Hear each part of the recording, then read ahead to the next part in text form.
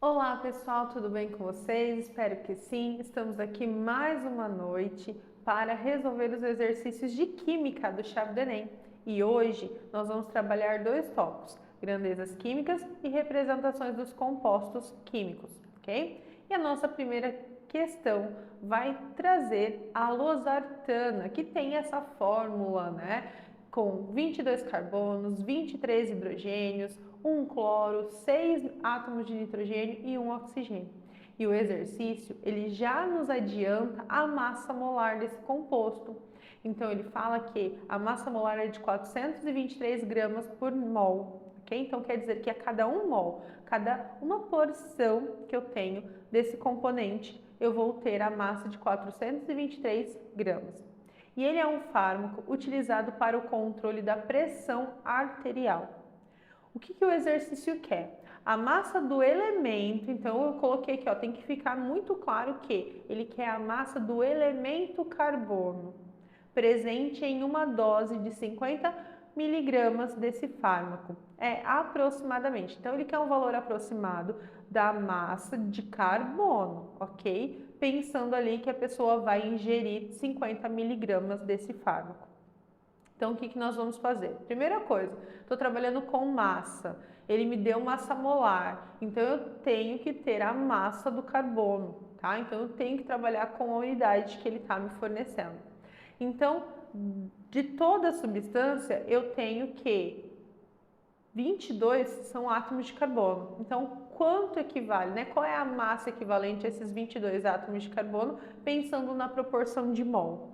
Então, eu tenho 22 átomos vezes a massa molar do átomo de carbono, então 12 gramas para cada mol. Então, quer dizer que nesse total de 22 átomos, eu vou ter 264 gramas para cada 1 mol. Então, para cada uma porção do fármaco, que contém 22 átomos de carbono, né, 22 porções de carbono, eu vou ter a massa de 264 gramas, né? Na verdade, eu vou ter essa quantidade só, né, daquela massa que ele me deu da massa molar, essa parte é só do carbono. E o que eu faço agora, a partir de agora? Então, eu sei que em 1 mol, em uma porção, né, em uma unidade de medida de losartana, que tem 423 gramas, que equivale a 100% de tudo que eu tenho daquele fármaco que é composto por todos aqueles elementos e todas aquelas quantidades, eu tenho uma parte que é só do átomo de carbono, né? Só do elemento carbono. E eu consegui achar que na porção de 1 mol, eu tenho então 264 gramas de carbono. Por quê? Porque eu vou ter 22, né, carbonos.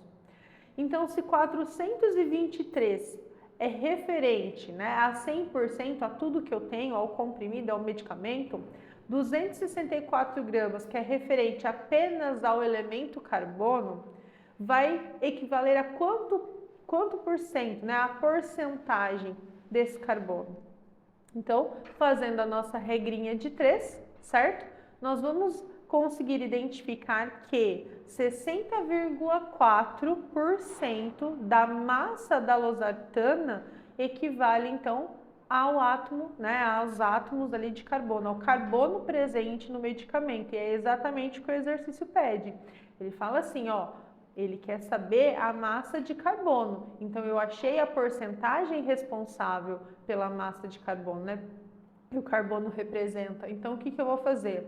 Se eu vou ingerir uma amostra que contém 50 miligramas do fármaco, então 50 miligramas é 100% de tudo que eu tenho.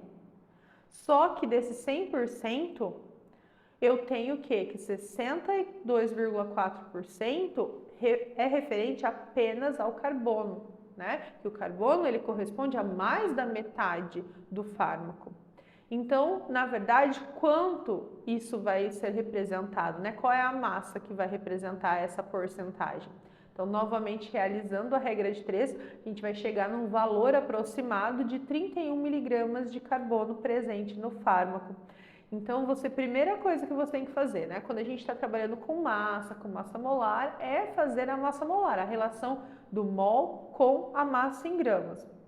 Depois, você tem o fármaco, que é o composto que equivale a 100%. E você tem uma parte daquela molécula, daquela substância, que equivale aos átomos de carbono. E aí você acha a porcentagem e depois faz relação com a quantidade de fato que você tem daquele fármaco, ok? Então, resolvendo o nosso cálculo, a massa do elemento carbono presente 50 miligramas da losartana vai ser ali a letra C, né? 31 miligramas, ok? Então, são só regras de 3, né? Mas se você não ficar atento aos detalhes e não colocar na hora de montar a regra de 3, né, as informações no lugar correto, você pode ter ali uma confusão. Então, sempre atento, né, ao que ele dá, ao que ele está pedindo, massa do elemento, né? Então, ficar atento a esses detalhes. A nossa próxima questão vai falar de um recipiente que contém 80 litros de dióxido de carbono, então do gás carbônico, do CO2, na CNTP, né? Então, condições normais de temperatura e pressão, cuja concentração em quantidade de matéria é 0,0625 mol por litro. Então, ele te deu uma relação de mol por litro, ele te deu um volume, ele informou qual é a substância, ele é um gás, né? E qual é a condição que ele quer, que é a CNTP. E aí ele pede qual é a massa do dióxido de carbono presente no recipiente em gramas. Então, você tem um padrão, você tem uma concentração, mas você tem um volume do 80 litros. E ele quer saber qual é a massa do dióxido de carbono nesse volume, ok? Então, primeira coisa, concentração. Concentração é uma relação de mol por litro. Quanto que eu tenho da substância em 1 litro, tá? Então, 0,0625 mol por litro. Então, desmembrando, eu sei que em 1 litro eu tenho 0,0625 mols. Só que ele não falou que o recipiente tinha 1 litro, ele fala que o recipiente tem 80 litros. Então, se eu tenho 80 litros, quantos mols eu vou ter nesse volume? Então, eu sei que aumentou 80 vezes. Você pode resolver por proporção ou você pode resolver a regra de 3, aquilo que for melhor, tá? Para você. Mas se eu resolver a regra de 3, se eu ver que aumentou 80 vezes, multiplicar 0,0625 por 80, eu tenho que chegar em X igual a 5 mols de CO2. Então, quer dizer que em 80 litros eu tenho 5 mols, eu tenho 5 porções, né? Eu tenho 5 unidades de medidas de dióxido de carbono, que é um gás. Mas ele não quer em mol, ele não quer em porção, ele quer em massa. Então, o que eu tenho que fazer? Eu tenho que achar a massa molar do dióxido de carbono, porque a relação que eu tenho de mol e massa em gramas é através da massa molar. Eu vou pegar o elemento carbono, que eu só tenho um único átomo, né? Vou multiplicar pela massa e vou ter, então, a massa do carbono, quando eu estou falando ali da massa molar da porção mol, então 12 gramas.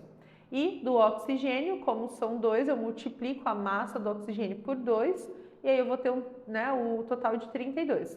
Como o dióxido de carbono é formado por um átomo de carbono mais 2 átomos de oxigênio, eu tenho que somar. Então, a massa molar do dióxido de carbono é 14 gramas para cada mol. Então, separando aqui, ó, o que isso me diz? Que em 1 mol, em uma porção de dióxido de carbono, eu vou ter massa de 44 gramas, certo? Mas, naqueles 80 litros, naquele recipiente, no experimento que ele está se referindo, você não vai ter 1 mol apenas, né? Nós calculamos e chegamos à conclusão que serão 5 mols de CO2. Então, você novamente pode fazer a regra de 3 ou proporção, né? Então, se 1 mol é 44, 5 mols serão 220 gramas de dióxido de carbono. E aí, voltando para a nossa questão, a letra correta é a letra A, certo? Então, novamente, você olha o que você tem, faz o cálculo. Como é uma relação de mol por litro, depois gramas por mol, tem que fazer a massa molar se o exercício não fornecer. E aí depois você vai calcular a massa, então, em gramas presente no volume total que você tinha desse recipiente, ok? a nossa terceira questão.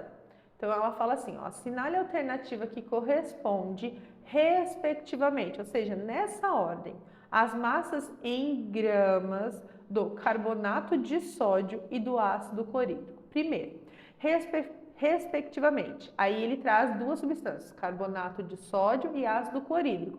Quer dizer que primeiro, né, na primeira coluna ali você vai ter as massas, né, do carbonato de sódio e depois do ácido clorídrico.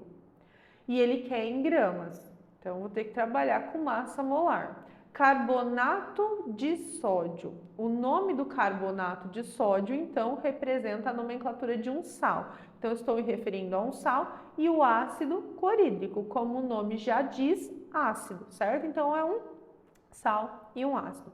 Necessárias para, ao reagirem completamente, então quer dizer que a reação ela vai ser completa, não vai sobrar nada, formar, dentre outras substâncias, 1 mol de cloreto de sódio. Então tem que ficar muito, né, em destaque essa parte aqui, senão a gente pode se confundir, tá? Então 1 mol, ele quer exatamente 1 mol. Então eu tenho que pensar nessa quantidade. Do que? Do cloreto de sódio.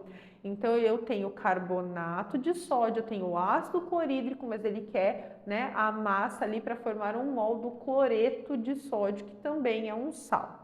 Então, pegando as informações, a gente tem o carbonato de sódio, que é o NaCO3, e vai reagir com o ácido clorídrico, que é o HCl, formando então o cloreto de sódio, que é exatamente o que ele quer, e também, né, o ácido carbônico, que é um ácido fraco, né, que ele se decompõe facilmente em água e CO2. Bom, coloquei todas as informações, mas se você analisar, a equação não está balanceada, né? Se você olhar antes da reação, você só tem um átomo de hidrogênio, depois da reação você tem 2. Então, primeira coisa, depois que você montar a equação, quando o exercício não fornece a equação, é identificar se ela está balanceada, né? Mostrei aqui, ó, o que aconteceu, né? O hidrogênio trocou com o sódio de lugar e o sódio trocou com o hidrogênio. E então, depois, né, a gente tem que fazer o balanceamento. Primeiro, eu vou colocar, se eu colocar 1 mol do bicarbonato de sódio, perdão, eu esqueci de colocar um 2 na equação de cima. Mas tá tudo certo, vocês entenderam. Mais 2 mols de ácido clorídrico formam 2 mols de cloreto de sódio e 1 mol de ácido carbônico. Só que o exercício ele foi claro, ele não quer 2 mols de cloreto de sódio, ele quer para formar 1 mol de cloreto de sódio. Então, o que eu vou fazer? Se eu tenho 2 mols de cloreto de sódio, para ficar com 1, eu vou pegar esse 2 e dividir por 2, porque 2 dividido por 2 é 1. Então, só que quando eu for dividir esse coeficiente estequiométrico, esse número que acompanha todas as substâncias, eu tenho que dividir todas as outras, né? Então, eu vou dividir a equação inteira. Então, 1 dividido por 2 vai ser meio. Então, meio mol do carbonato de sódio mais 1 mol do ácido clorídrico forma, agora sim, 1 mol do cloreto de sódio e meio mol do ácido carbônico. Então, agora eu deixei exatamente na proporção que vai fornecer 1 mol, que é o que o exercício pede, ok? Então, tá aqui, ele quer 1 mol, eu consegui chegar na equação para 1 mol. Só que ele quer saber a massa do carbonato de sódio e do ácido clorídrico, ok? Então, o que eu tenho que fazer? Se ele quer a massa molar, relação mol com gramas. Então, você tem o sódio, você tem o carbono, você tem o oxigênio. Você tem a quantidade de cada um deles. São 2 átomos de sódio para 1 átomo de carbono e 3 átomos de oxigênio. Multiplica cada um pela sua respectiva massa.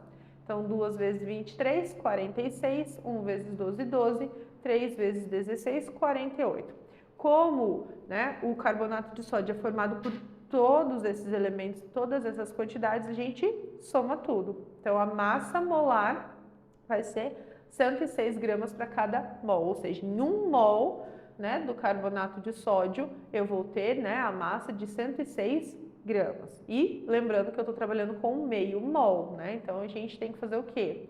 Depois a gente vai ter que adequar essa quantidade. Como eu também vou falar da massa molar do ácido clorídrico, né, a massa do ácido clorídrico, eu preciso calcular. Então, eu tenho o hidrogênio e tenho o cloro. Então, eu tenho um hidrogênio para um cloro. Então, a massa do hidrogênio é 1, a massa do cloro 35,5, 36, vai depender da tabela que você olha, né? E aí você pode arredondar, pode usar o valor que está lá, 35,5, né? Fica a critério. 1 vezes 1 é 1, 1 vezes 35 é 35, então juntando os dois eu tenho 36 gramas para cada mol, né? Então, para cada 1 mol do ácido clorídrico, eu vou ter a massa de 36 gramas, certo? Então, sabendo que em 1 mol do carbonato de sódio eu tenho 106 gramas, mas nessa reação que nós montamos, fizemos o balanceamento e depois chegamos à conclusão que eu precisaria de meio mol do carbonato de sódio para formar 1 mol do cloreto de sódio, então se 1 mol é 106, meio mol, metade, vai ser 53 gramas do carbonato de sódio. Então, eu achei a quantidade em gramas que eu preciso para formar 1 mol do cloreto de sódio. E como o cloreto de sódio, né, 1 mol de cloreto de sódio para formar, eu vou usar 1 mol, exatamente 1 mol do ácido clorídrico, então eu vou usar 36 gramas. Então, eu achei as duas massas, a massa do carbonato de sódio e a massa do ácido clorídrico. Então, a gente vai lá no exercício e vai assinalar, então, a letra C, certo? Respectivamente, a massa do carbonato de sódio e a massa do ácido clorídrico. Então, reparem que esse exercício, ele te deu as informações apenas por escrito. Então, a gente precisa recordar, né, da nomenclatura dos sais, nomenclatura do ácido, o que acontece, né, quando eu vou reagir um ácido com um sal, a reação de dupla troca. Então, o que acontece? Balanceamento e depois fazer o cálculo, certo? Então, envolve vários conceitos em uma única questão. Então, fiquem atentos a todos os detalhes, beleza? Vamos lá, então, para a nossa quarta questão. Existe, né, no comércio um produto antimofo, constituído por uma embalagem com tampa perfurada, contendo cloreto de cálcio anidro, né, ou anidrido, enfim. Por que ele fala anidro aqui? Quer dizer que esse sal não tem a presença de água. E aí ele coloca ali, ó, CaCl2, que é o cloreto de cálcio. Uma vez aberto o lacre, essa substância ela absorve umidade do ambiente, transformando-se em cloreto de cálcio diidratado. Quer dizer que cada substância conseguiu ali acoplar a ela duas, né, moléculazinhas de água. Então, ela começa a pegar essa umidade, né? Por isso que ela é usada como antimofo, porque ela vai, né, diminuindo a umidade do ar, certo? E aí tem a forma desse cloreto de cálcio diidratado, que é o CaCl2, um pontinho ali não é vezes, mas indicando que ele incorporou 2H2O, ou seja, duas moléculas ali de água. Considere a massa molar da água igual a 18 gramas mol a menos 1, mesma coisa que 18 gramas por mol. E a massa molar do cloreto de cálcio anidro igual a 111 gramas mol a menos 1, mesma coisa que gramas por mol. Então, ele já te forneceu a massa molar, tanto da água quanto do cloreto de cálcio, sem a presença da água. Na hidratação, então na hora que ele absorve essas moléculas de água da substância presente no antimofo, o ganho percentual, então ele quer saber, ó, qual foi o ganho, quantos por cento eu ganhei ali em massa, né? Qual foi o percentual de massa que eu ganhei? É mais próximo de, né? Então, o que a gente vai fazer aqui? Se em 1 mol do cloreto de cálcio anidro, sem a presença de água, cuja massa molar é 111 gramas, eu tenho 100% daquele sal, daquela massa, o que vai acontecer? 1 mol do cloreto de cálcio diidratado tem massa 147 gramas. Olha, se sem a presença da água, aquele sal de 111 gramas equivale a 100% a tudo que eu tenho, quando ele começa a absorver a água, eu vou aumentar aquela massa, certo? Então, se eu aumentei a massa de 111 para 147, eu tive um ganho percentual dessa massa. E esse ganho percentual é de quanto? E aí você fazendo a regrinha de 3 ou a proporção, você vai chegar que a massa agora não é mais 100%, ela é 136%. Quer dizer que ela teve um aumento, não foi? Ele mesmo afirma, ó, tem um aumento da massa, porque ele está incorporando a água para ele. Então, se eu pegar 100%, que era tudo que eu tenho, e olhar que a massa aumentou para 136%, então qual que é a diferença? Se eu fizer 100 menos 136 menos 100, eu vou ter então que o ganho percentual de massa foi de 36%, certo? Então, olhando as nossas respostas aqui, 32%, né, vai ser a letra D, certo? Tem um errinho ali, mas tá tudo certo. Depois, a gente tem o quê? A última questão. E a última questão, ela já vai envolver um conceito já da fórmula molecular. Então, essa daqui a gente precisa ter um cuidado na hora de analisar, na hora de olhar para a substância, certo?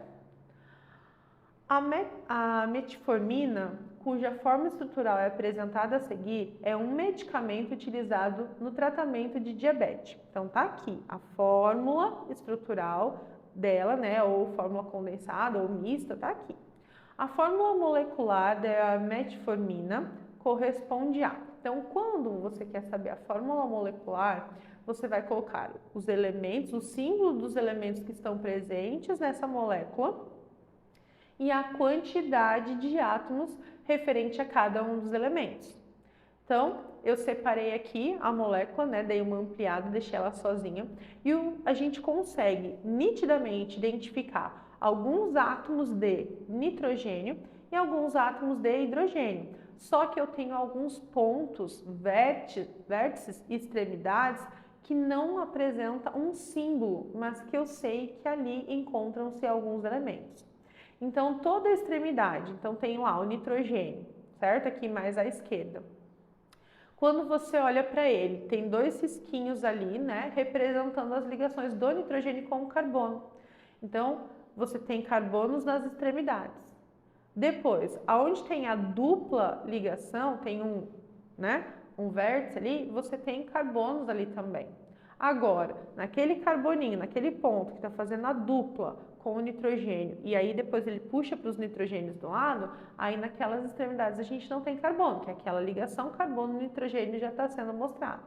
Eu só tenho carbono quando ele não mostrar nada, né? Tem o nitrogênio, um tracinho e não tem mais nada, então tem carbono ali, certo? A fórmula bastão, fórmula zigue-zague, né? Ela é uma fórmula para a gente reduzir o tamanho, então ela pode esconder os átomos de carbono e hidrogênio. Claro que aqui os hidrogênios, uma parte dos hidrogênios aparece. Por quê? Porque está ligado ao nitrogênio, né? E também porque o exercício quis fornecer. Mas ele também pode deixar, né? E fica a seu critério lembrar ali que o nitrogênio tem que fazer 3 ligações. Se não está aparecendo, mas normalmente ele coloca, é o hidrogênio, certo? Então, no total, nós temos 4 átomos de carbono. Então, C igual a 4. Depois vem o hidrogênio, já que eu estou trabalhando com compostos orgânicos. Então, o hidrogênio. Aonde eu tenho hidrogênio? Bom, se eu contar todos os que eu consigo ver, eu tenho 1, 2, 3, 4, 5. 5. Mas eu tenho que lembrar que eu tenho outros carbonos. E o carbono, obrigatoriamente, tem que fazer 4 ligações. Cada tracinho ali que tem um pingo vermelho onde eu representei o carbono, representa uma ligação. Então, tem a dupla ligação, depois tem mais 2, então fecha 4, tem outro, mas eu tenho 2 carbonos que estão isolados ali, né, mais sozinhos, que eu só estou vendo uma única ligação, um único traço ali identificando essa ligação. O carbono ele tem que fazer 4, uma ligação eu já estou enxergando, já está ali visível na fórmula. Mas as outras 3 não. Então, aqui, ó, eu tenho 3 hidrogênios no primeiro carbono e mais 3 hidrogênios no outro carbono, certo? Então, além dos hidrogênios que eu estou vendo, que o exercício, né, a fórmula já mostra, eu ainda tenho 6 hidrogênios que estão escondidos ali, devido à fórmula, ok? Então, ao todo, eu tenho 11 hidrogênios. E nitrogênio tá ali, né? Todo elemento diferente de carbono e hidrogênio, quando eu vou trabalhar na fórmula zigue-zague ou na fórmula bastão, ela tem, né? Esse elemento ele tem que aparecer. Eu só não mostro o carbono e o hidrogênio, os outros eu preciso, porque senão, né, a gente não ia saber quais os outros elementos possíveis, né, estão na substância. Então, eu tenho carbono 4, hidrogênio 11, nitrogênio 5. Então, nesse caso, a fórmula molecular da metformina é C4H11N5, ok? E com isso, pessoal, eu encerro a minha aula de hoje. Nos vemos numa próxima. Tchau, tchau!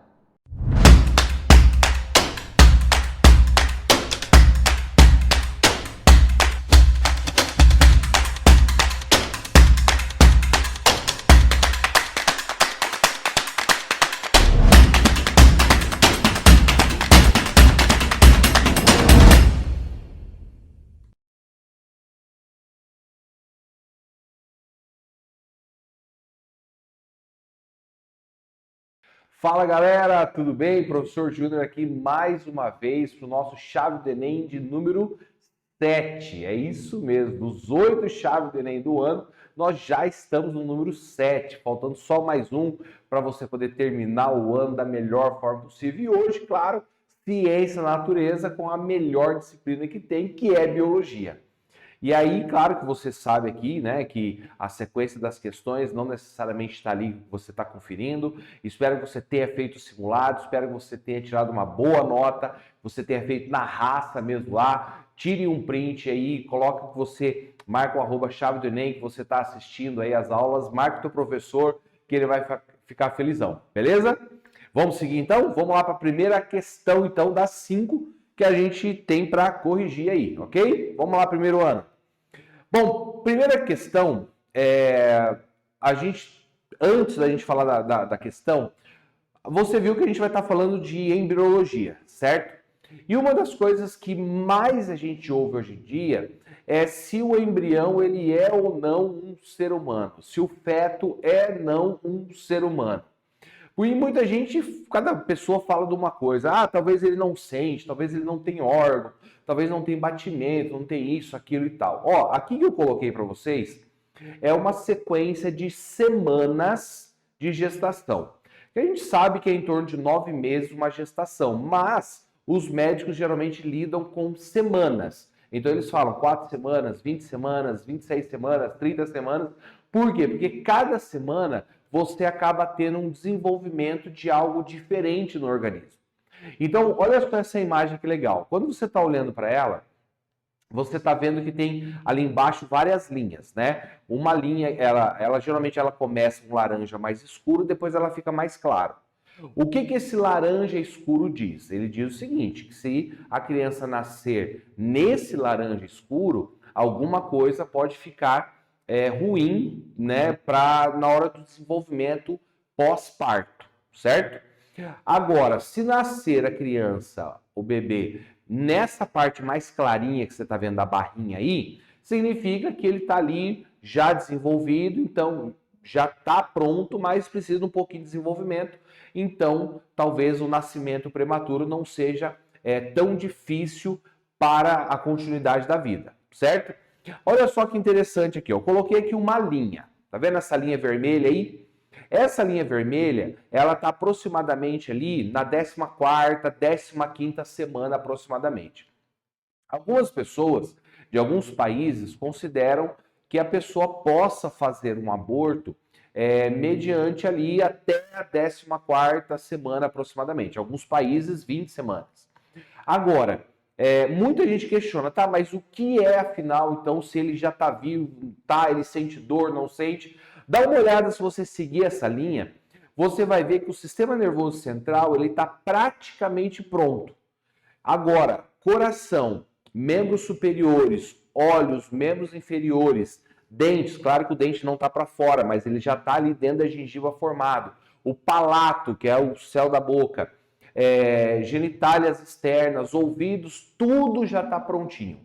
Então ele já te ouve, ele já tem batimento cardíaco, já tem as mãos, ele já sente dor. Então ele simplesmente está formado precisando apenas de um desenvolvimento para crescimento em tamanho e para finalizar o sistema nervoso central. Ou seja, ele tem toda a capacidade de ser um ser humano e simplesmente ter todas as suas características quando se tornar pós-parto e para ele poder crescer. Sabendo disso, nós estamos num colégio que é confessional, então nós somos a favor da vida, né? Então, aqui mostra para vocês que simplesmente ele é sim vida, ele é sim um ser humano já pré-formado, tá bom? E claro, a gente não vai entrar em discussões com relação a leis de alguns casos que são permitido isso, que não vem ao caso aqui. É simplesmente para relatar para vocês o que é vida. E esse ser vivo, ele já tem essas características para ser um ser humano viável, tá bom? Vamos para a primeira pergunta. Diz aqui o seguinte: considerando o desenvolvimento embrionário, semelhante ao que você viu agora, assinale a afirmação que é verdadeira. Então, olha só, letra A. Na primeira etapa, a gastrulação, o embrião assume uma organização tridimensional complexa. Então, a primeira etapa, assim que acontece a fecundação de óvulo e espermatozoide, é a gastrulação. B. O primeiro estágio da gastrulação é a mórula, um maciço celular originado entre a primeira e a segunda semana após a fecundação. Então, assim, nós temos um estágio na gastrulação que é a mórula, ou a mórula vem antes, ou a mórula vem depois. Beleza? Letra C. Na organogênese, o embrião começa a aumentar de tamanho e surge o intestino primitivo ou arquêntero. O intestino, ele vai ser formado primitivamente no momento da gástrula. Lembra de gastroenterologia, de intestino, de digestão. Então, essa aqui já dá até para descartar. E letra D. A segmentação ou clivagem, que é aquele momento que vai formando várias células por mitose, é caracterizado por uma série de divisões celulares consecutivas. E aí? Vamos ver. Olha só aqui. Segmentação. Tem lá o óvulo, juntou com o espermatozoide, formou o zigoto, que é a primeira célula que forma um indivíduo. Em seguida, você vai ter a segmentação, onde vai formando o quê? Inúmeras células devido às divisões celulares por mitose. Aí você tem aqui, ó, quando começa essa segmentação, uma das primeiras fases que a gente vê muito visível no embrião é a mórula, onde ele tem um maciço de células, ou seja, tanto fora quanto dentro é cheio de células, e depois disso ele passa para a blástula. O que acontece na blástula? Todas as células que estavam no centro, elas começam a migrar para a extremidade, e algumas delas vão perdendo água. Então, forma esse espaço aberto e simplesmente as células de tecido por fora. Logo depois, você tem aqui os tipos de segmentação.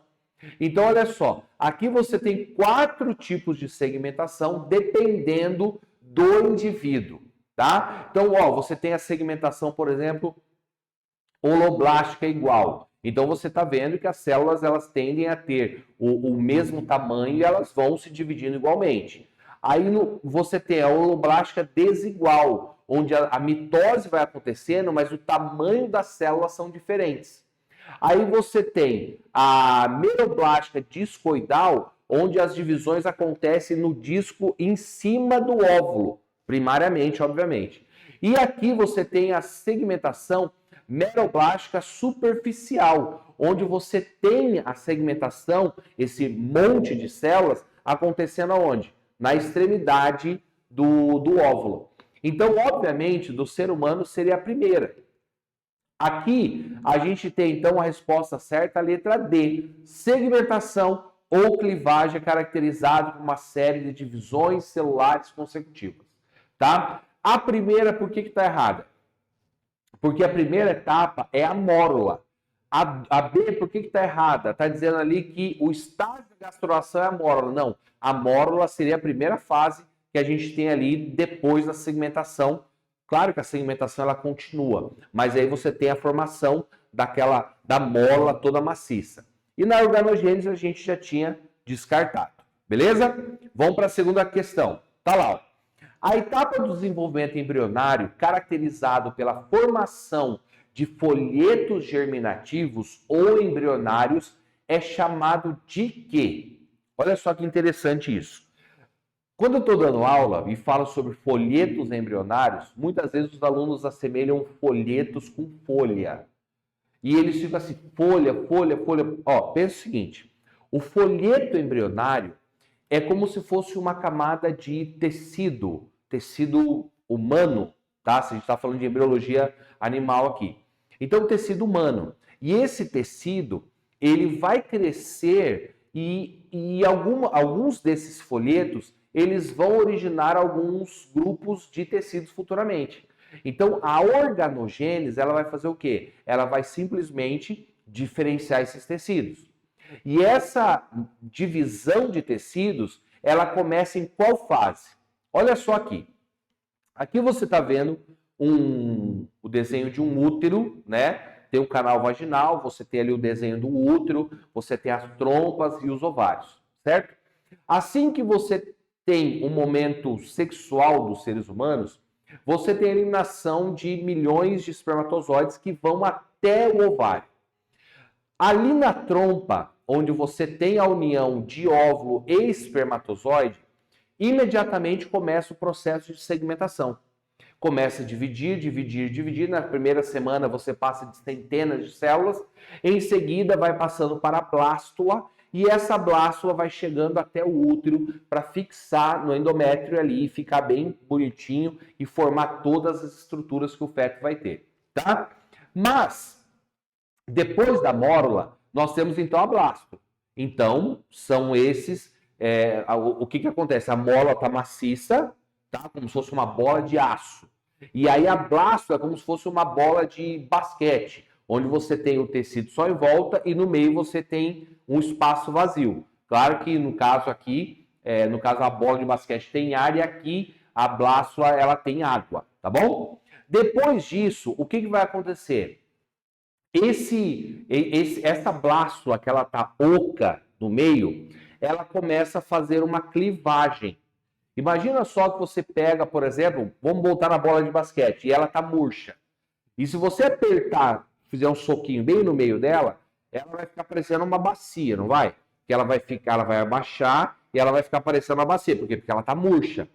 Só que entre a parte que tá côncava e a outra que tá convexa, né? Vai ficar assim, né? Você tem um espaço ali no meio. Esse espaço ali no meio, tá? Ele seria uma parte que é da blástula, mas que ficou apertadinha. Tá, professor, e essa parte da bacia? Porque ele vai ficar assim, certo? E aí, essa parte você deu um soquinho. Essa parte, na gástrula, ela vai se fechar assim, ó. Como você está vendo aqui na quarta imagem à sua direita.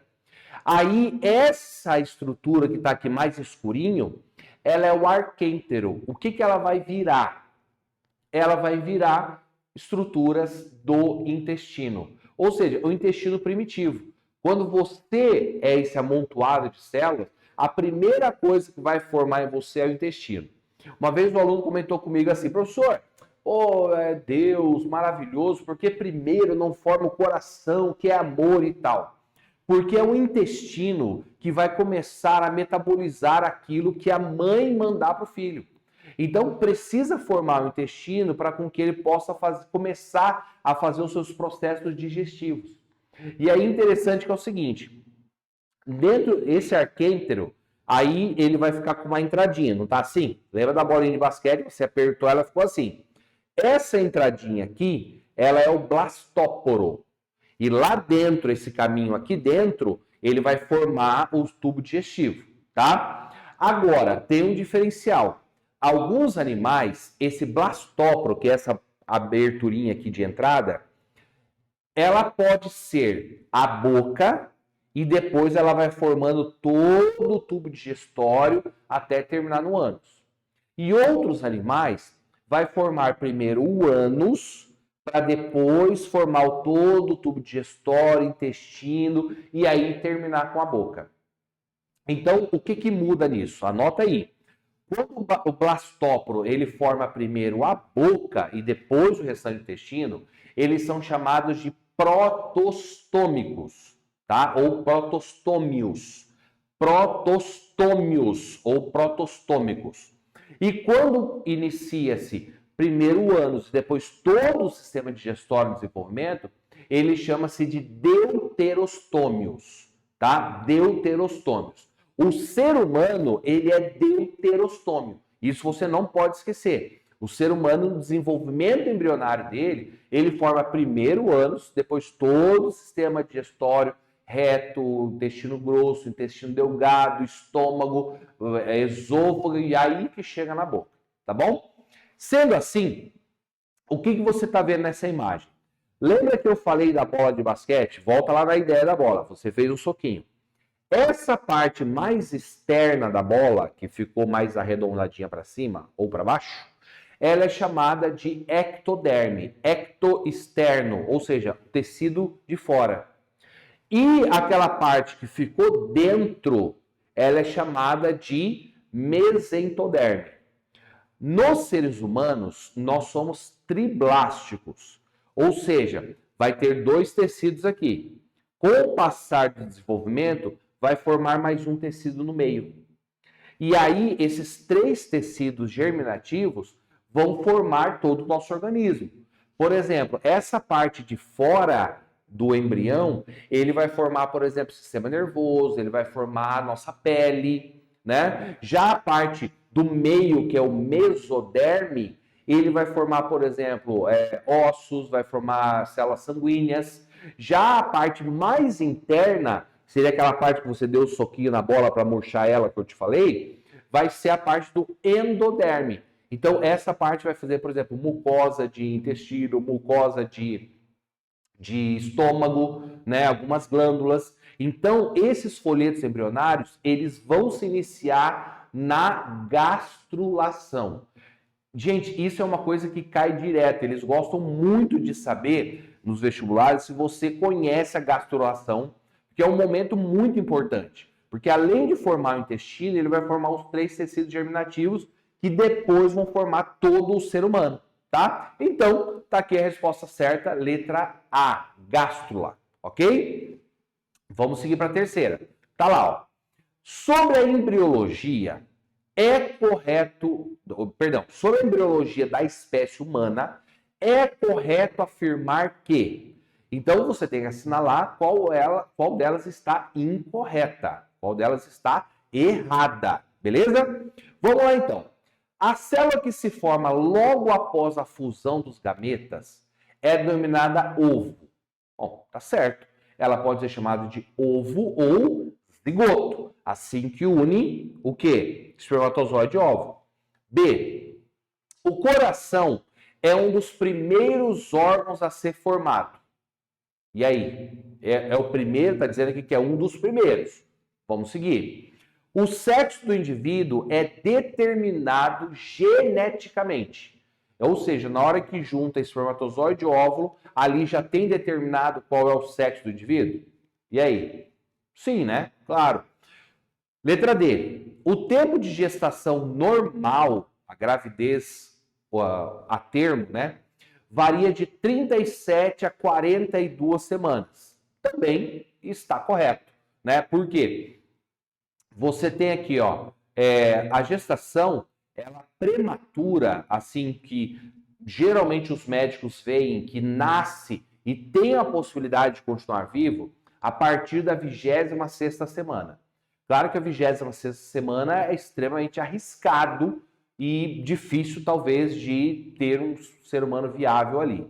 A partir da 36ª, 37ª semana, você já tem um indivíduo totalmente formado, então, em qualquer momento que ele nascer, é ótimo.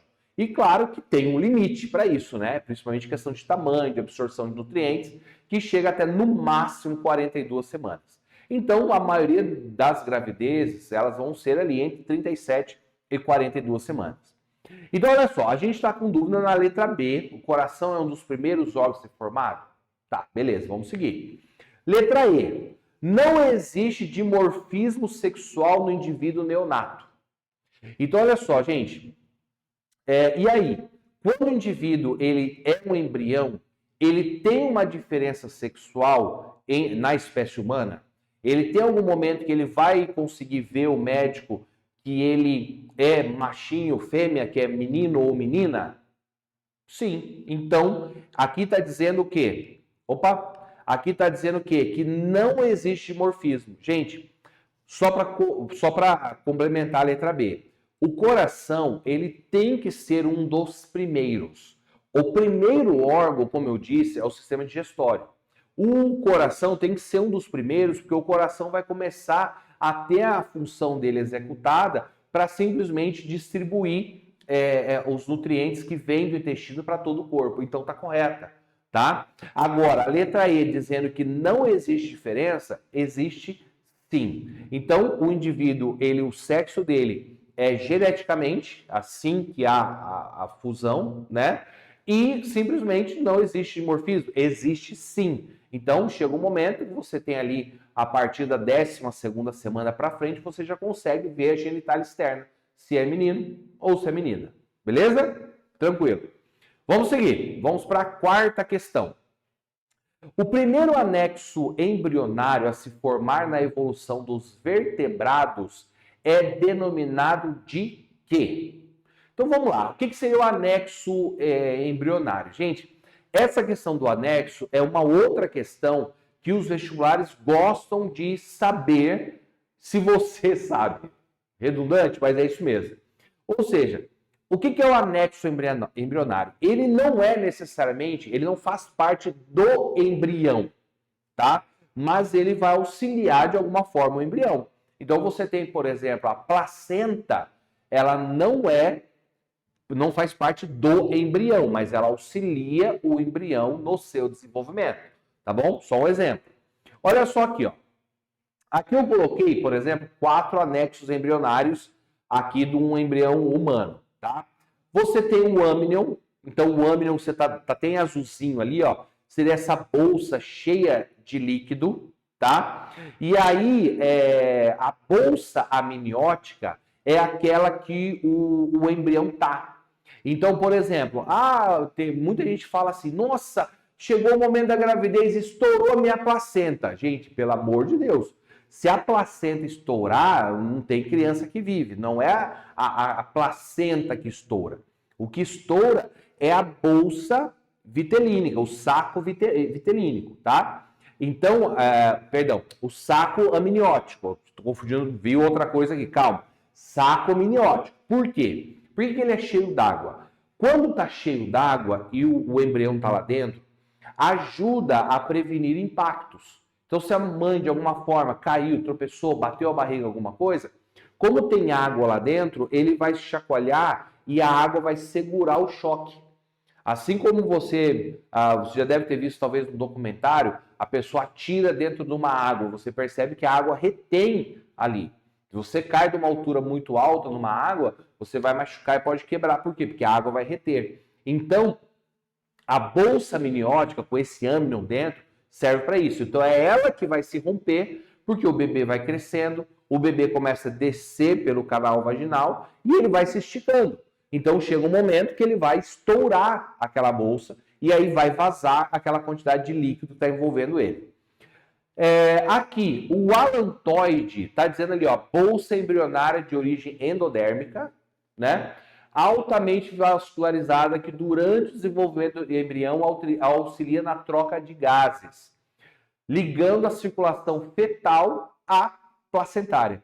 Então, o alantoide, ele vai ter essa ligação diretamente com a placenta, fazendo a troca tanto de gases quanto também de nutrientes. Do lado esquerdo, nós temos o córion. Tá aqui, ó, membrana localizada fora do âmnion, que tem a função de proteger o embrião e suas células penetram no endométrio, formando a placenta. Então, assim que chega no endométrio, ali dentro do útero da mulher, o córion vai se encostar, ele vai, além de proteger, e é ali que ele vai desenvolver e formar a placenta. E por último, aqui, ó, do lado direito, você tem o vitelo ou saco vitelínico. O que é o vitelo? O vitelo é uma concentração grande de proteína que vai nutrir o embrião para o desenvolvimento dele. Aí lembrando o seguinte, se o indivíduo ele tem cordão umbilical, que é o caso dos seres humanos, o vitelo dele é bem pouca quantidade. Agora, se ele não tem contato com a mãe, com a placenta, o vitelo tem que ser maior. Por exemplo, se você for medir o vitelo de um embrião humano e medir vitelo de um ovo, de um embrião de uma ave, você vai ver que o ovo tem muito mais proteína. Por quê? Porque ele não tem cordão umbilical. Então ele precisa ter proteína suficiente para desenvolver o indivíduo até nascer. Tá bom? Então, aqui ó, até coloquei um ovinho aqui para você poder ver a casca, albumen, gema, saco vitelínico, então tem muito mais vitelo. Aí você tem o córeo também, que vai fixar ele ali, para ele não ficar balançando dentro ali da casca do ovo. Então aqui dá uma noção melhor com relação ao animal, tá? Então, tá aqui o primeiro anexo embrionário a se formar na evolução dos vertebrados, nada mais é do que o saco vitelínico. Então, assim, o indivíduo, ele precisou desse vitelo para quê? Para poder ter um armazenamento de proteína. Assim que ele tinha um armazenamento de proteína, ele simplesmente consegue nutrir o embrião. E aí tem o seu desenvolvimento, tá bom? Lembrando que isso é uma questão falando sobre evolução. Nós somos uma educação confessional, criacionista, mas as provas que você faz na grande maioria dos vestibulares têm um cunho evolucionista. Então você precisa também estar sabendo disso aqui, beleza? Vamos para a última e encerrar essa aula. Os mamíferos prototéricos, como o ornitorrinco e a equidna, parece um porco-espinho, são ovíparos, eles põem ovos, assim como as aves e os répteis. Então, olha só, assim como as aves e os répteis, letra A, possuem desenvolvimento direto, indireto, ou seja, ele vai ter uma metamorfose. Vai acontecer isso? Vai ter uma metamorfose com o indivíduo? Ah, professor, acho que nos anfíbios tem, né? Ah, e alguns artrópodes tem, né? Não. Então, aqui a gente acha que já dá para dar uma descartada. B. Realizam fecundação externa. Então, assim, as aves, elas têm uma fecundação externa. Alguém vai lá, coloca o óvulo em algum lugar, vem o machinho? Não, não acontece isso. Letra C. Possuem os mesmos anexos embrionários. Aves e répteis têm lá os mesmos anexos. Eles têm ali o córion, tem a bolsa amniótica, tem vitelo, tem tudo. Olha, que eu acho que está parecido aqui, não tá? Vamos letra D. Produzem ovos com casca impermeável aos gases. Ou seja, não tem entrada nenhuma de oxigênio, não sai gás carbônico, nada. Fica ali dentro. E aí? Letra E.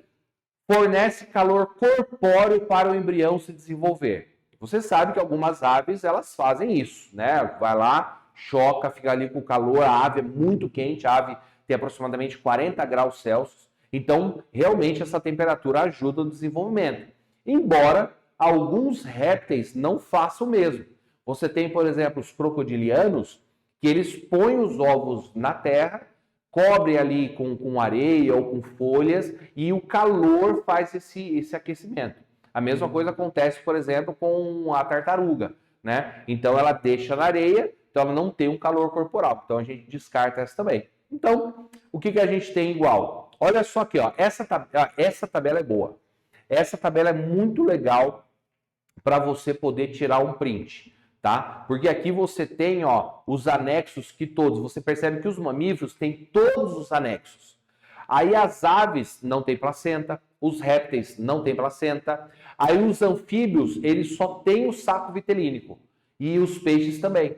Ah, mas por que ele não tem as outras coisas? Gente, pensa só, os anfíbios, eles tendem a colocar os ovos na água, então ele não tem a necessidade de ter uma proteção contra impacto.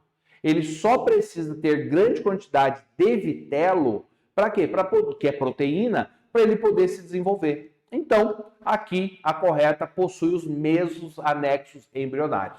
Obviamente, aves e répteis não têm placenta, como acontece com os mamíferos. Tá bom? Pessoal, espero que tenham aprendido bastante coisa relacionado à embriologia. No próximo conteúdo, a gente vai ver aí mais algumas coisinhas, e que é o Chave do Enem número 8. E esperamos vocês lá. Valeu, gente. Tchau, tchau.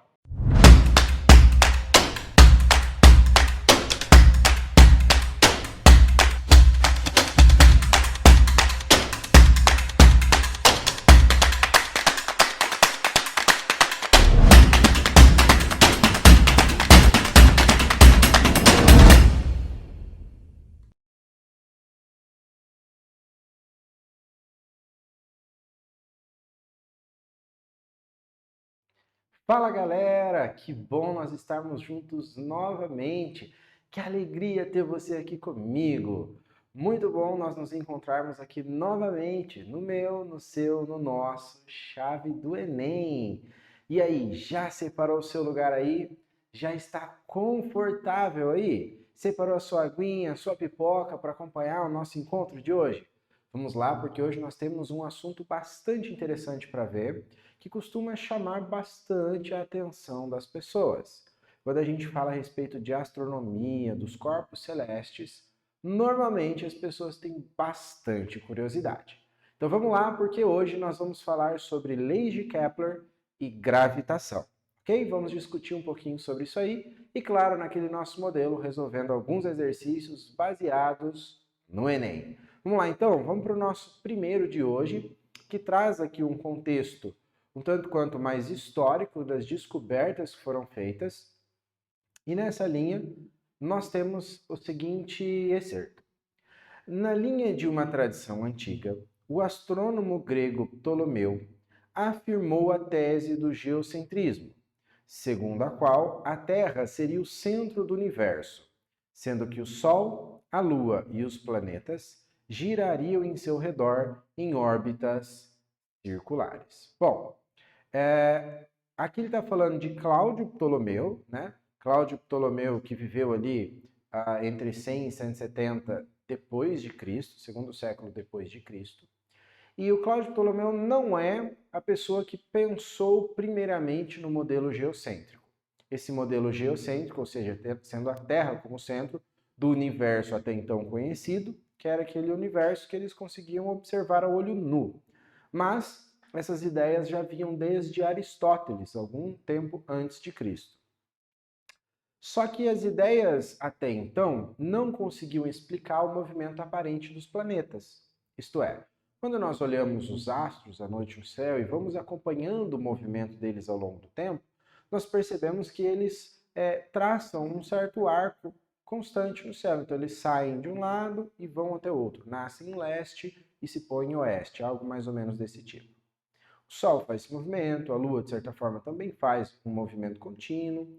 Acontece que existiam alguns pontinhos luminosos que não faziam esse trajeto contínuo. Eles tinham, em certos momentos, um movimento retrógrado, ou seja, eles voltavam na trajetória, faziam espécies de círculos na sua trajetória. E eram poucos os astros que faziam isso. E o modelo geocêntrico não conseguia explicar por que esses astros, então, estariam voltando em suas órbitas. Ptolomeu, então, ele vai melhorar esse modelo geocêntrico e ele vai tentar explicar essas coisas que até então não estavam bem explicadas. E ele insere ali as ideias dos epiciclos e dos deferentes, que seriam espécies de círculos em torno das órbitas que esses astros estão fazendo. Assim, dependendo do momento onde ele estivesse no ciclo dele, você veria ele com um movimento progressivo. E dependendo do ponto onde ele estivesse nesse ciclo em torno da órbita dele, você o veria com movimento retrógrado.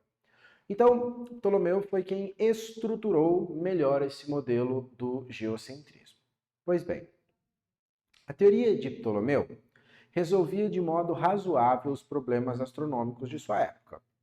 Vários séculos mais tarde, o clérigo e astrônomo polonês Nicolau Copérnico, ali a gente já está falando de 1473 a 1543, então muitos séculos de distância, né? Ao encontrar inexatidões na teoria de Ptolomeu, formulou a teoria do heliocentrismo, segundo a qual o Sol deveria ser considerado o centro do universo, com a Terra, a Lua e os planetas girando circularmente em torno dele. Então agora Copérnico propõe um novo modelo, um modelo heliocêntrico, onde o Sol seria o centro do nosso sistema aqui, do até então universo conhecido, e os outros astros estariam orbitando em torno do Sol e não em torno da Terra. Pois bem, por fim, o astrônomo e matemático alemão Johannes Kepler, depois de estudar o planeta Marte por cerca de 30 anos, verificou que a sua órbita é elíptica. Esse resultado generalizou-se para os demais planetas. Então, Kepler conseguiu melhorar ainda o sistema de Copérnico, observando que as órbitas elas não eram órbitas circulares.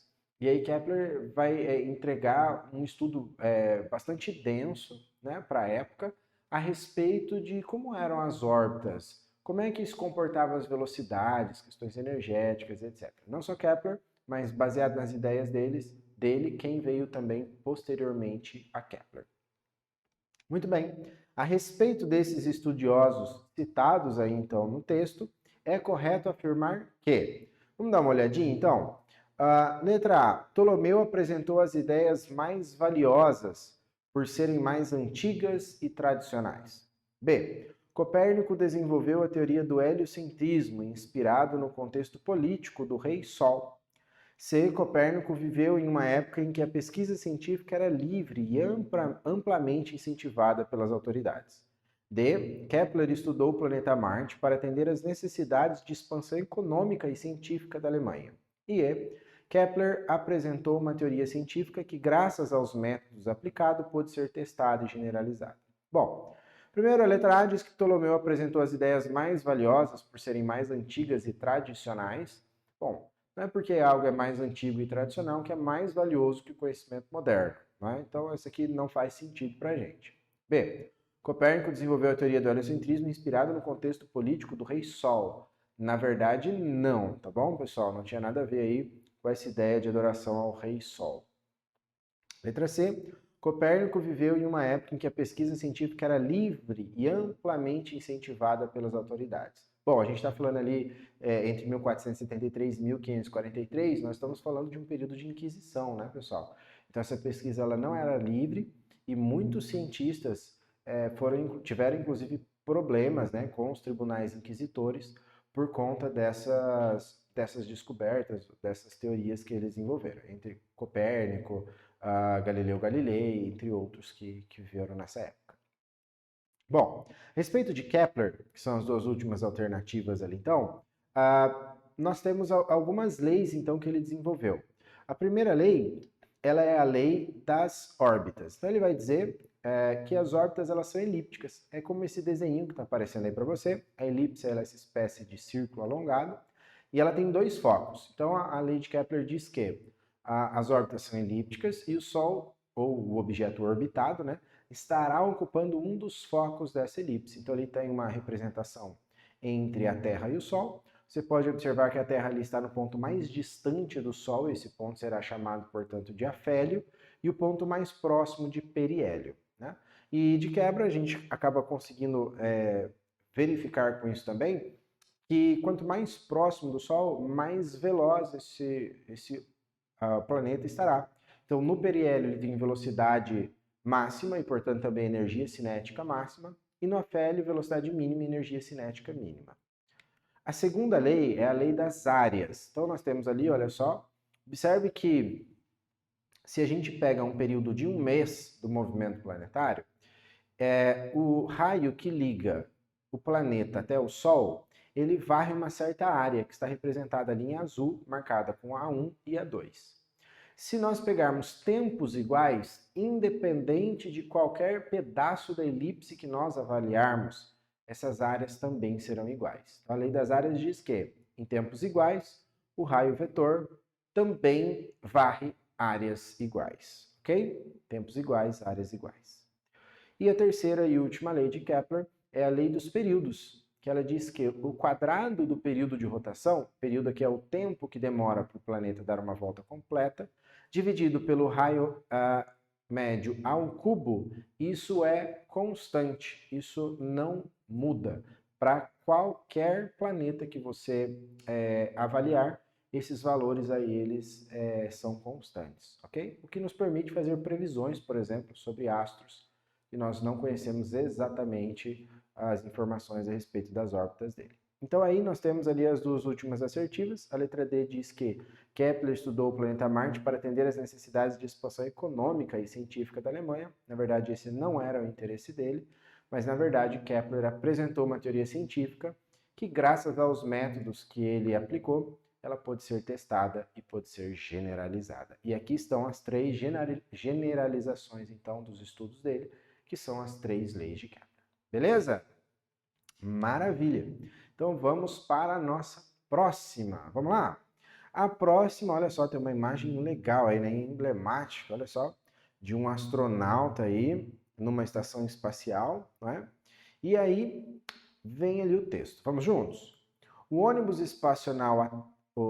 espacial Atlantis foi lançado ao espaço com 5 astronautas a bordo e uma câmera nova, que iria substituir uma outra danificada por um curto-circuito no telescópio Hubble. Depois de entrar em órbita a 560 quilômetros de altura, os astronautas se aproximaram do Hubble. 2 astronautas saíram da Atlantis e se dirigiram ao telescópio. Ao abrir a porta de acesso, um deles exclamou: "Esse telescópio tem a massa grande, mas o peso é pequeno." Considerando o texto e as leis de Kepler, pode-se afirmar que a frase dita pelo astronauta. Então, olha só, o astronauta diz que, chegando ali no telescópio, a massa do telescópio era grande, mas o peso é pequeno. Primeiramente, o que é então o peso? Qual é a diferença entre massa e peso, né? A massa, ela é a grandeza que mede então a quantidade de inércia no corpo, a medida da inércia no corpo. E essa massa, ela é independente do lugar no universo onde o objeto esteja. Então, se nós pegarmos o objeto aqui e colocarmos ele na balança, ela vai medir uma massa. Se a gente levar ela em outro lugar do universo, ela vai ter essa mesma massa, tá bom? A massa ela é uma propriedade fixa, né, no nosso material. Desde que a gente não retire matéria desse nosso material, ele vai manter a mesma massa dele, ou acrescente matéria, né? Agora, o peso não. O peso ele depende do lugar do universo onde você está. Porque o peso ele é a ação gravitacional, por exemplo, falando aqui com referência ao planeta Terra. Então, ele é a força gravitacional que o planeta exerce sobre os objetos que estão próximos a ele. Então, quando você pega um objeto e você sente que esse objeto ele está tentando cair, né, da sua mão, essa força que está levando ele em direção ao chão, ela é chamada de força-peso. E ela é dada pela massa desse objeto vezes a aceleração da gravidade no lugar. Por isso esse peso muda dependendo do lugar do universo onde você estiver. Porque a ação gravitacional, ou seja, a aceleração da gravidade, é diferente nos diferentes locais onde você estiver. Inclusive, a rigor, aqui no planeta Terra, ela pode dar uma variada. Mas enfim. Aqui então o astronauta disse que a massa era grande, mas o peso é pequeno. E aí, isso se justifica ou não se justifica? Letra A. Se justifica porque o tamanho do telescópio determina a sua massa, enquanto seu pequeno peso decorre da falta de ação da aceleração da gravidade. Ou seja, ele está dizendo para a gente nessa letra A que a 560 km de altura você não tem aceleração da gravidade, né? Ali você não tem a ação dela. Letra B. Se justifica ao verificar que a inércia do telescópio é grande comparada à dele próprio e que o peso do telescópio é pequeno porque a atração gravitacional criada por sua massa era pequena. Ou seja, ele está dizendo ali da interação entre os dois, entre o astronauta e o telescópio. Letra C. Não se justifica porque a avaliação da massa e do peso de objetos em órbita tem por base as leis de Kepler, que não se aplicam a satélites artificiais. Letra D. Não se justifica porque a força-peso é a força exercida pela gravidade terrestre, neste caso, sobre o telescópio, e é a responsável por manter o próprio telescópio em órbita. Letra E. Não se justifica, pois a ação da força-peso implica a ação de uma força de reação contrária, que não existe naquele ambiente. A massa do telescópio poderia ser avaliada simplesmente pelo seu volume. Muito bem, pessoal. Então, a gente tem várias afirmativas aqui para conversar. Primeiramente, não é porque você está no espaço e as coisas estão lá flutuando, né, que não tem ação gravitacional. Na verdade, só é possível nós termos órbitas por causa da ação gravitacional. Então, quando a gente vê, por exemplo, aquelas imagens, né, dos astronautas flutuando e tal, aquilo lá acontece por conta de um outro efeito. É porque, na verdade, a órbita ela é como se fosse uma queda livre, constante. Ele está sempre em direção à queda no planeta. Mas por conta da curvatura e do formato do movimento dele, essa queda ela nunca acontece de fato. É isso que é a órbita, é uma queda livre e infinita, constante, tá? Então, quando você tem alguma coisa que está acelerando, né, ele está em queda livre, você tem sensação de falta de peso dentro desse objeto. É como o conteúdo de elevadores, que já foi estudado aí no bimestre passado. Então, o que acontece é que essa sensação de flutuação ela acontece por causa disso, mas não por falta de gravidade. Observe só, curioso, a Lua está muito mais distante do que esses satélites, muito mais distante. E ainda assim ele está sob a ação gravitacional da Terra, e também exerce ação gravitacional na Terra. Ou seja, não é porque nós temos os satélites ali a alguns poucos quilômetros de altura que eles deixaram de ter ação gravitacional da Terra. Na verdade, eles têm bastante ação gravitacional da Terra, e é inclusive por isso que estão em órbita. Então, na verdade, aqui a nossa alternativa correta seria a letra D. Essa fala não se justifica. Por quê? Porque a força-peso é a força exercida pela gravidade terrestre. E nesse caso, sobre o telescópio, ela é responsável por manter ele em órbita. Ela vai atuar aí fazendo uma espécie de força centrípeta nele, né? Puxando ele em direção ao centro do planeta. E isso provoca, então, a órbita que ele realiza. Ok? Muito bem. Próxima, vamos lá. Olha que essa aqui é curiosa, né? Porque buracos negros são coisas que intrigam bastante, né, as pessoas. Vamos ver o que ele diz aqui sobre isso pra gente. Um buraco negro é um corpo celeste que possui uma grande quantidade de matéria concentrada em uma pequena região do espaço, de modo que sua força gravitacional é tão grande que qualquer partícula fica aprisionada em sua superfície, inclusive a luz. O raio dessa região caracteriza uma superfície limite, chamada de horizonte de eventos, da qual nada consegue escapar. Considere que o Sol foi instantaneamente substituído por um buraco negro com a mesma massa solar, de modo que o seu horizonte de eventos seja de aproximadamente 3 quilômetros. Após a substituição descrita, o que aconteceria aos planetas do Sistema Solar? Uau, boa pergunta, hein? E aí, se a gente substituísse o Sol por um buraco negro pequenininho, olha lá, 3 quilômetros, o que ia acontecer com os planetas do Sistema Solar? Claro, obviamente, considerando aqui apenas questões de movimento, né, pessoal? Não questões de vida na Terra, aquecimento, energia, etc. Bom? E aí? Os planetas se moveriam em órbitas espirais aproximando-se sucessivamente do buraco negro? Eles oscilariam aleatoriamente em torno de suas órbitas elípticas originais? Eles se moveriam em direção ao buraco negro? Eles passariam a precessionar mais rapidamente? Ou eles manteriam suas órbitas inalteradas? E aí, o que ia acontecer? Pois bem, esta aqui que eu apresento para vocês é a equação que nos entrega a força gravitacional entre dois objetos que estão interagindo gravitacionalmente. Quem desenvolveu isso aqui para a gente foi um indivíduo chamado Isaac Newton, após estudar bastante, desenvolver as suas 3 primeiras leis e estudar também as ideias de Kepler, ele chegou à conclusão que essa expressão entrega para a gente a interação gravitacional entre dois corpos. E nós temos ali que depende de G. G é uma constante universal, 6,67 vezes 10 a menos 11, que foi descoberta depois por Henry Cavendish.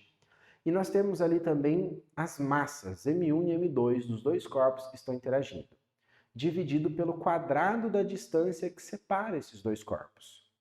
Então é isso que vai entregar para a gente a força gravitacional.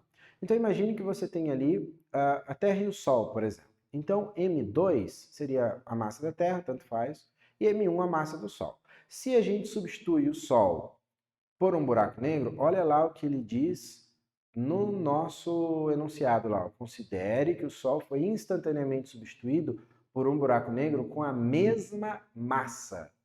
Então, essa questão da massa não vai mudar em nada, né? A massa ficou inalterada.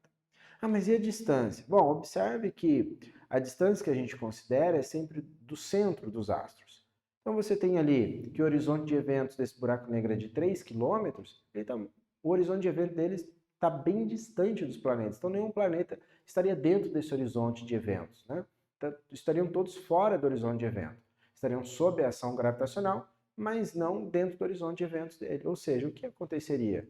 Nada. Eles iam manter as suas órbitas inalteradas, iam continuar interagindo com a mesma força gravitacional que interage com o Sol. Curioso, não é, essa questão? Muito bacana ela. Bom, vamos lá. Temos a nossa próxima aqui. Agora uma com cálculo, hein? Pra gente fazer um pouquinho. Vamos ver. O planeta Júpiter é conhecido da humanidade desde os tempos da antiguidade, especialmente por ser um dos planetas visíveis a olho nu. Desde o início foi associado a diversas divindades antigas e poderosas, como a própria palavra que designa o planeta representa, em nosso idioma atual. Modernamente, algumas pessoas acreditam que o planeta Júpiter possa ser um protetor do planeta Terra contra colisões catastróficas, como a que dizimou os dinossauros. Entretanto, existem teorias que sugerem que essa proteção não é tão importante quanto se imaginava, e até que para um futuro muito remoto, o planeta Júpiter possa se tornar um vilão para os planetas telúricos próximo ao Sol.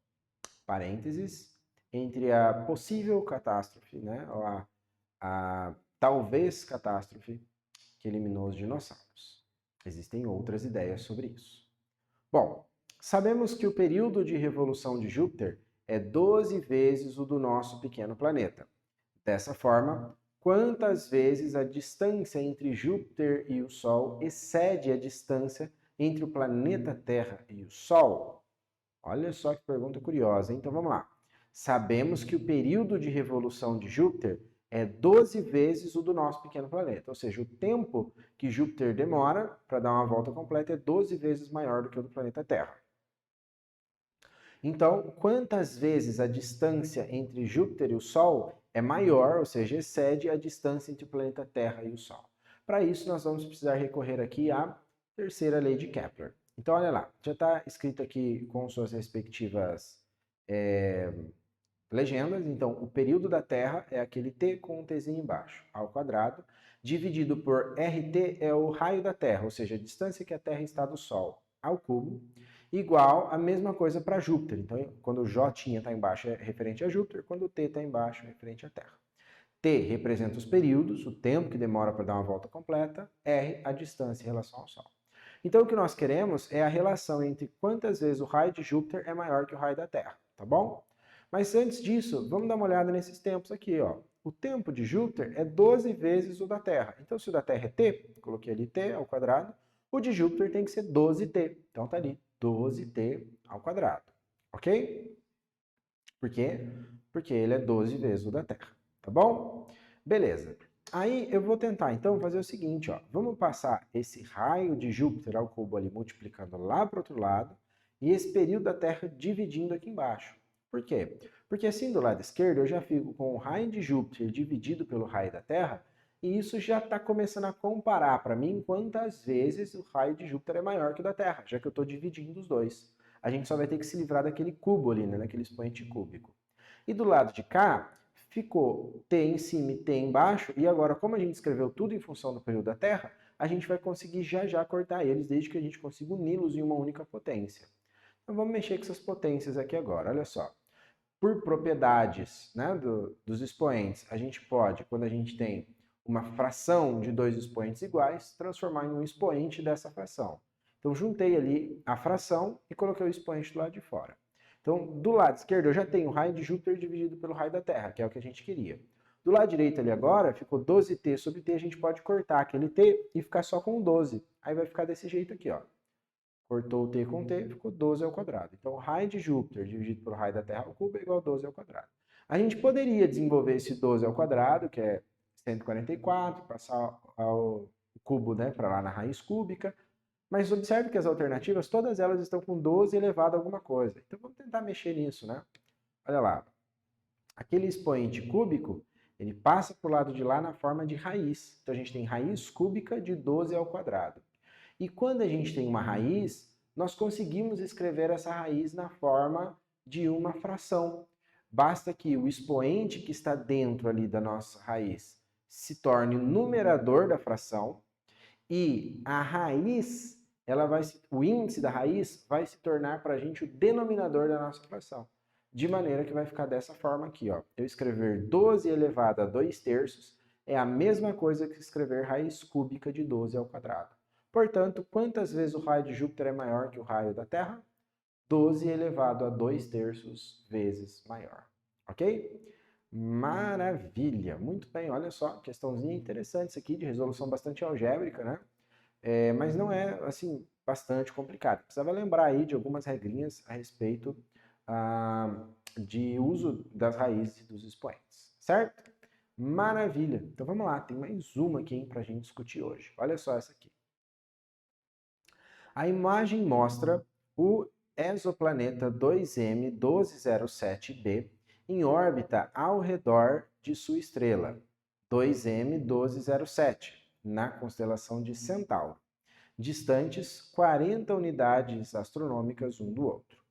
Esse é o primeiro exoplaneta do qual se obteve uma imagem direta, em comparação com objetos do Sistema Solar.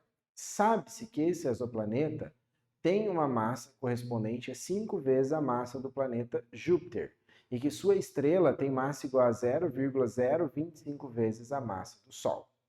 Está ali o exoplaneta e a estrela na imagem. Observe que ele também já diz ali para a gente que a distância entre os dois é de 40 UA. Esse UA aí é uma unidade astronômica. Essa unidade astronômica, por padrão, ela é a distância entre a Terra e o Sol. Ok? É uma unidade de medida usada em astronomia. Considere os seguintes dados. Massa do Sol, 2 vezes 10 elevado a 30 kg. Massa de Júpiter, 2 vezes 10 elevado a 27 kg.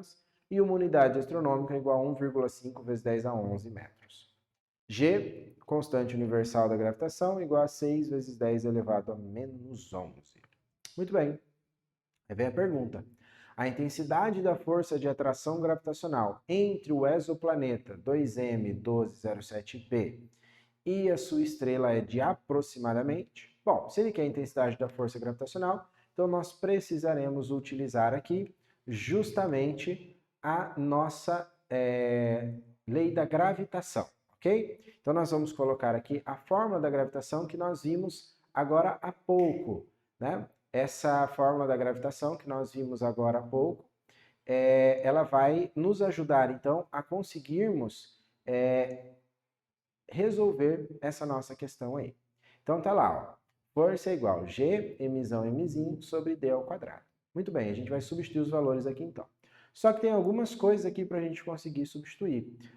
Observe que ele não entregou para a gente diretamente essas massas, essa distância, né? Ele entregou lá em cima, ó, que o exoplaneta tem uma massa de 5 vezes a massa de Júpiter, então ele comparou com a massa de Júpiter, e que a estrela tem 0,025 vezes a massa do Sol, então ele comparou com a massa de Júpiter e a massa do Sol. Então a gente vai ter que ficar esperto com isso. Então vai ficar assim, olha lá, já substituindo aqui. G, no lugar de G, a gente colocou o valor dele ali, 6 vezes 10 a menos 11. Aí, na massa do exoplaneta, é 5 vezes a massa de Júpiter. Então, aquele 5 que apareceu ali depois do 10 a menos 11 é por causa de ser 5 vezes a massa de Júpiter. E o 2 vezes 10 a 27 é a massa de Júpiter. Assim, quando a gente multiplica isso por 5, dá a massa do exoplaneta. Depois do 10 a 27, a gente tem o 0,025, que é a quantidade de vezes que essa estrela tem de massas do Sol. Então, 0,025 vezes a massa do Sol, que lá embaixo entregou para a gente que era 2 vezes 10 a 30. Dividido pela distância ao quadrado. Então, na imagem, disse ali para a gente que a distância é 40 unidades astronômicas. Então, tá lá, 40 vezes 1 unidade astronômica, que é 1,5 vezes 10 elevado a 11. E aí o quadrado da forma. Resolvendo aqui então, olha só, a gente pode trazer todas essas nossas potências para uma única potência, né? Então, multiplicação de potência, você conserva a base e soma os expoentes. Então, mantive o 10 como base e a gente somou 30 com 27, 57, menos 11, 46. Dali apareceu aquele 10 elevado a 46 no finalzinho do numerador ali da nossa fração. E aí, 0,025 vezes 2, apareceu 0,05 ao lado da potência. No termo do meio, 5 vezes 2 gerou 10 e o 6 a gente só copiou para o termo de baixo, ok? No denominador, quando multiplica 40 vezes 1,5, apareceu ali embaixo então 60 vezes 10 a 11 ao quadrado. E a gente pode continuar realizando aqui então a multiplicação. Quando a gente multiplica ali em cima, 10 vezes 0,05 dá 0,5 e 6 vezes 0,5, 3, que apareceu ali embaixo. 3 vezes 10 é 46, o numerador já ficou bem melhor. E embaixo, para ficar mais fácil aí de fazer a conta, aquele 60 a gente transforma ele em 6 e aumenta uma casinha ali no nosso expoente, 10 a 12, porque daí vai ficar mais fácil a gente fazer 6 ao quadrado do que o 60 ao quadrado, para resolver depois a nossa conta. Aí sobrou assim, ó, 3 vezes 10 a 46, aí 6 ao quadrado 36, e 10 a 12 ao quadrado é a mesma coisa que manter a base e multiplicar os expoentes. Então, 12 vezes 2, 10 elevado a 24, ok? Quando a gente divide 3 por 36, nós vamos ficar com 0,083, e divisão de potências de mesma base, mantém a base e subtrai os expoentes. Então, 46 menos 24, ficamos ali com 10 elevado a 22. Bom, a gente pode transformar isso aqui em notação científica, então andamos com a nossa vírgula 2 casinhas para a direita e ficamos com 8,3 vezes 10 elevado a 20 newtons. Alternativa letra A. Muito bem, chegamos ali à nossa resposta. Lembrando que, se você em algum momento se perdeu aí na resolução, teve uma dúvida, você pode voltar aqui, não é? E assistir novamente, tentar entender. E lembrando também que você pode sempre interagir com a gente lá nas suas redes sociais. Vai ser muito legal interagir com você. Marca lá o @chave do Enem. Beleza? Muito bem, pessoal. Essa foi a nossa última questão aqui de hoje. Então, nós nos veremos no nosso próximo encontro. Eu vou ficando por aqui. Um grande abraço para você. Tchau, tchau.